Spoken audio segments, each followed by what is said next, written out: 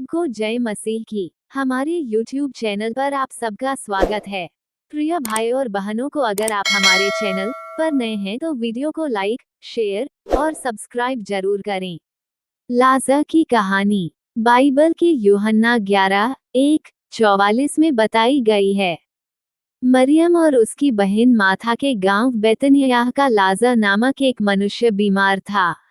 ये वही मरियम थी जिसने प्रभु पर इत्र डालकर उसके पांवों को अपने बालों से पोंछा था। इसी का भाई लाजर बीमार था। अतः उसकी बहनों ने उसे कहला भेजा, हे प्रभु, देख, जिससे तू प्रीति रखता है, वह बीमार है।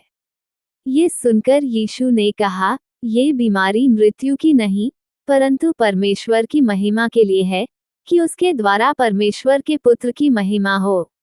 यीशु माथा और उसकी बहन और लाजर से प्रेम रखता था। फिर भी जब उसने सुना कि वह बीमार है, तो जिस स्थान पर वह था, वहां 2 दिन और ठहर गया। इसके बाद उसने चेलों से कहा, आओ, हम फिर यहूदिया को चलें। चेलों ने उससे कहा, हे रब्बी, अभी तो यहूदी तुझ पर पथराव करना चाहते थे, और क्या तू फिर भी वहीं जाता है? यीशु ने उत्तर दिया, क्या दिन के 12 घंटे नहीं होते? यदि कोई दिन में चले तो ठोकर नहीं खाता, क्योंकि इस जगत का उजाला देखता है। परंतु यदि कोई रात में चले तो ठोकर खाता है, क्योंकि उसमें प्रकाश नहीं। उसने ये बातें कही, और इसके बाद उनसे कहने लगा, हमारा मित्र लाजर सो गया है, परंतु मैं उसे जगाने जाता हूँ। तब चेलों ने उससे कहा, हे प्रभु, यदि वह सो गया है, तो स्वस्थ हो जाएगा।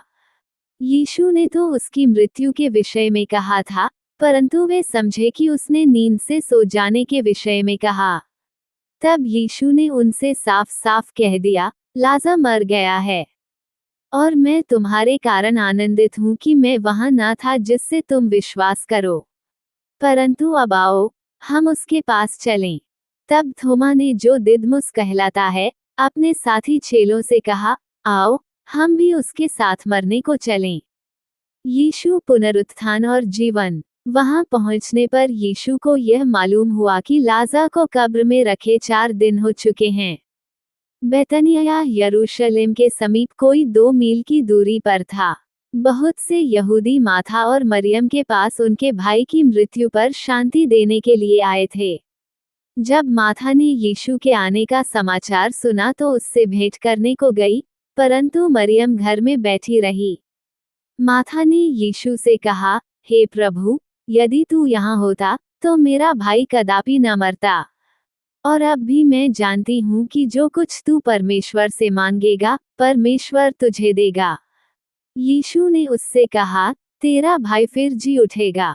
माथा ने उससे कहा, मैं जानती हूँ कि अंतिम दिन में पुनरुत्थान के समय वह जी उठेगा। यीशु ने उससे कहा, पुनरुत्थान और जीवन मैं ही हूँ, जो कोई मुझ पर विश्वास करता है वह यदि मर भी जाए तो भी जिएगा। और जो कोई जीवित है और मुझ पर विश्वास करता है, वह अनंत काल तक न मरेगा। क्या तू इस बात पर विश्वास करती है? उसने उससे कहा, हाँ हे प्रभु, मैं विश्वास करती हूँ कि परमेश्वर का पुत्र मसीह जो जगत में आने वाला था, वह तू ही है। यीशु रोया। ये कहकर वह चली गई, और अपनी बहन मरियम को बुलाकर चुपके से कहा, गुरु यहीं है और तुझे बुलाता है। ये सुनते ही वह तुरंत उठकर उसके पास आई। यीशु अभी गांव में नहीं पहुंचा था, परंतु उसी स्थान में था जहां माथा ने उससे भेंट की थी। तब जो यहूदी उसके साथ घर में थे और उसे शांति दे रहे थे, ये देखकर कि मरियम तुरंत उठ के बाहर गई है, ये समझे कि वह कब्र पर रोने को जाती है, तो उसके पीछे हो लिए। जब मरियम वहां पहुंची जहां यीशु था, तो उसे देखते ही उसके पांवों पर गिर पड़ी और कहा, हे प्रभु, यदि तू यहाँ होता तो मेरा भाई न मरता।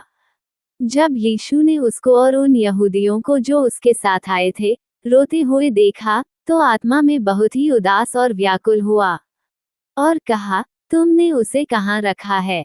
उन्होंने उससे कहा, हे प्रभु, चलकर देख ले। यीशु रोया। तब यहूदी कहने लगे, देखो, वह उससे कितना प्रेम रखता था। परंतु उनमें से कुछ ने कहा, क्या ये जिसने अंधे की आंखें खोली, ये भी न कर सका कि यह मनुष्य न मरता। लाजर का जिलाया जाना। यीशु मन में फिर बहुत ही उदास होकर कब्र पर आया। वो एक गुफा थी और एक पत्थर उस पर रखा था। यीशु ने कहा, पत्थर हटाओ। उस मरे हुए की बहन माथा उससे कहने लगी, हे प्रभु, उसमें से अब तो दुर्गंध आती है, क्योंकि उसे मरे 4 दिन हो चुके हैं। यीशु ने उससे कहा, क्या मैंने तुझसे नहीं कहा था कि यदि तू विश्वास करेगी, तो परमेश्वर की महिमा को देखेगी।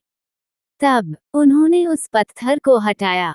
यीशु ने आंखें उठाकर कहा, हे पिता, मैं तेरा धन्यवाद करता हूँ कि तूने मेरी सुन ली है। मैं जानता था कि तू सदा मेरी सुनता है, परंतु जो भीड़ आसपास खड़ी है, उनके कारण मैंने ये कहा, जिससे कि वे विश्वास करें कि तूने मुझे भेजा है। ये कहकर उसने बड़े शब्द से पुकारा, हे लाजर, निकल आ। जो मर गया था वह कफन से हाथ पांव बंधे हुए निकल आया, और उसका मुंह अंगोछे से लिपटा हुआ था। यीशु ने उनसे कहा, उसे खोल दो और जाने दो। लाजर की बाइबल कहानी से जुड़ी दिलचस्प बातें। यीशु ने याईर की बेटी मत्ती 9:18-26 और एक विधवा के बेटे लूका 7:11-15 को भी मृतकों में से जीवित किया। बाइबल में अन्य लोग जो मृतकों में से जीवित किए गए थे। एक राजा 17:22 में एलियाह ने एक लड़के को मृतकों में से जीवित किया। 2 राजा 4:34-35 में एलीशा ने एक लड़के को मृतकों में से जीवित किया। 2 राजा 13:20-21 में एलीशा की हड्डियों ने एक व्यक्ति को मृतकों में से जीवित कर दिया। प्रेरितों के काम 9:40-41 में पतरस ने एक स्त्री को मृतकों में से जीवित किया।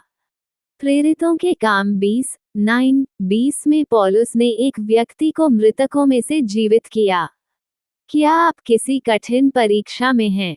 माथा और मरियम की तरह, क्या आपको लगता है कि परमेश्वर आपकी जरूरतों का जवाब देने में बहुत देरी कर रहा है? क्या आप देरी के बावजूद भी परमेश्वर पर भरोसा कर सकते हैं? लाजर की कहानी याद कीजिए। आपकी स्थिति उससे ज्यादा खराब नहीं हो सकती। भरोसा रखें कि परमेश्वर के पास आपकी परीक्षा के लिए एक उद्देश्य है और वो इसके जरिए खुद को महिमा देगा।